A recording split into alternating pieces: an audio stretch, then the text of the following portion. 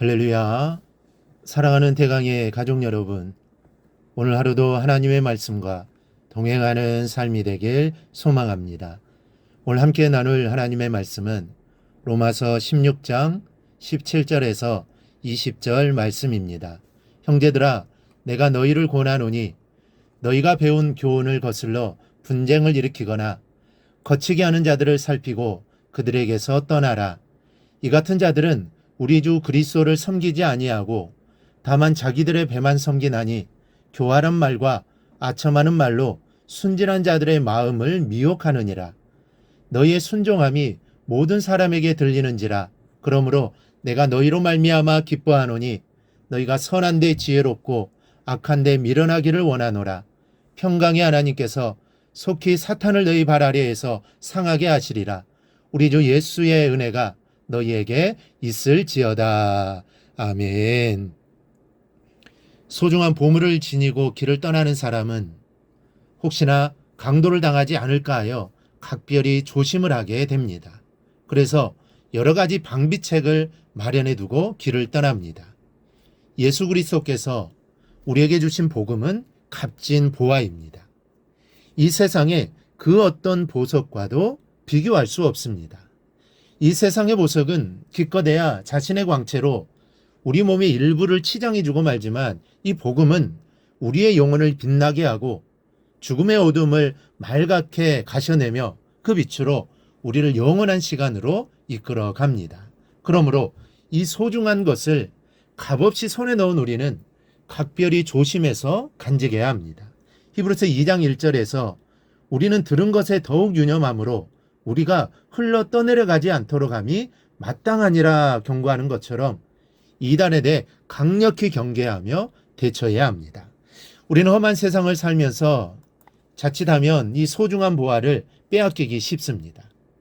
우리의 주변을 둘러보십시오. 조금만 방심해도 유혹당할 조건들이 너무나 많습니다.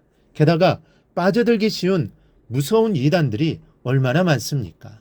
본문 17절에서 사도 바울은 편지의 마지막 부분에 이르러 이렇게 로마 교우들에게 권면합니다. 형제들아, 내가 너희를 권하노니 너희가 배운 교훈을 거슬러 분쟁을 일으키거나 거치게 하는 자들을 살피고 그들에게서 떠나라. 왜 이런 말로 경고하고 있는 것입니까? 로마 교회 안에 아직은 그 정체를 확실히 파악할 수 없으나 정신 차리고 경계해야 할 이단이 뿌리를 뽑고 있음을 알았기 때문입니다. 여러분, 무엇이 이단입니까? 비슷한 것 같은데 사실은 아주 다른 것이 이단입니다. 언뜻 보면 기독교 같은데 사실은 우리의 영혼을 파멸시키는 뿌리가 아주 다른 사교를 이단이라고 합니다. 이단이 왜 무섭습니까? 비슷하기 때문에 무서운 겁니다. 아예 다른 종교는 우리와 아주 달라서 그곳에는 구원이 있을 수 없다는 것이 명백하기에 속지를 않습니다. 불교의 교리에 속는 사람은 없습니다. 왜냐하면 불교는 완전히 다른 종교이기 때문입니다. 때문에 절에서 오라고 해도 별로 관심을 갖지 않습니다. 그러나 이단은 성경 말씀을 들이대고 우리 기독교 신앙이 성경을 잘못 해석하는 것처럼 친절한 설명을 가지고 다가옵니다.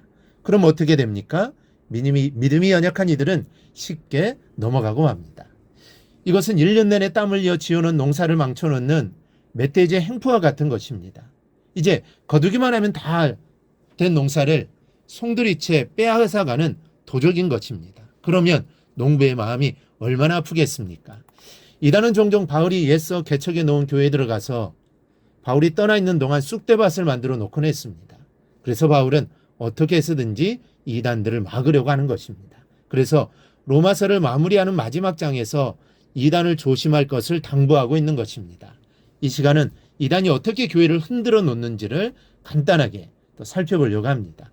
먼저 이단은 복음을 거스릅니다.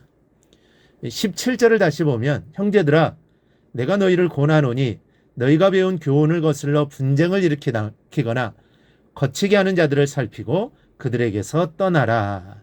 여기서 거스리게 한다라는 것은 복음을 의심하는 마음이 생기도록 해서 결국은 복음을 버리게 만든다는 뜻입니다.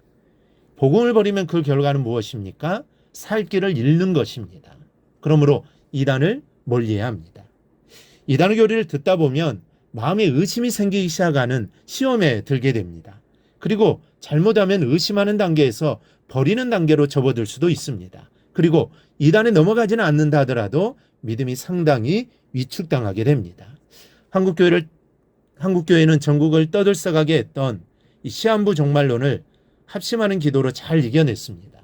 그러나 이단이 지나고 난 후 기독교는 심한 타격을 입었습니다. 그 이후로 교회 안에서 주님의 재림을 편하게 이야기할 수 없게 된 것입니다. 여러분, 우리의 신앙은 주님의 재림을 기다리는 마음이 없으면 그 생명력을 잃어버립니다. 주님 오실 날을 준비하지 않는 신앙은 나사 풀린 기계처럼 맥이 없습니다. 주님의 재림을 간절히 기다리지 않는데 전도를 왜 하겠으며 기도가 간절하게 나올 이유가 무엇입니까? 그러므로 우리 안에 주님의 재림에 대한 신앙이 굳건하게 있어야 합니다. 하지만 요즘 세상 살기가 편하다 보니 우리 안에 재림에 대한 신앙이 많이 희미해져 있습니다. 별로 관심이 없습니다. 사단은 그것을 노린 것이죠. 이단이 이렇게 무섭습니다. 이단에 팔린 사람은 말할 것도 없지만 잘 이겨낸 사람에게도 많은 것을 잃게 만듭니다. 여러분, 오늘 우리 하나님께서 이단에 대한 분별력을 주시기를 기도하는 하루가 되기를 바랍니다. 이단은 반드시 싸워 이겨야 합니다. 지면 내 영혼이 죽는다는 사실을 알고 이 시간 하나님께 이단에 대한 분별력 주시기를 간구하는 우리 성도들이 되시기를 바랍니다. 그리하여 이단을 물리치고 말씀 안에서 승리하기를 주님의 이름으로 축원합니다. 오늘 묵상한 말씀을 굳게 잡고 삶으로 실천하며 살아내는 대강의 모든 성도들이 되기를 축복합니다.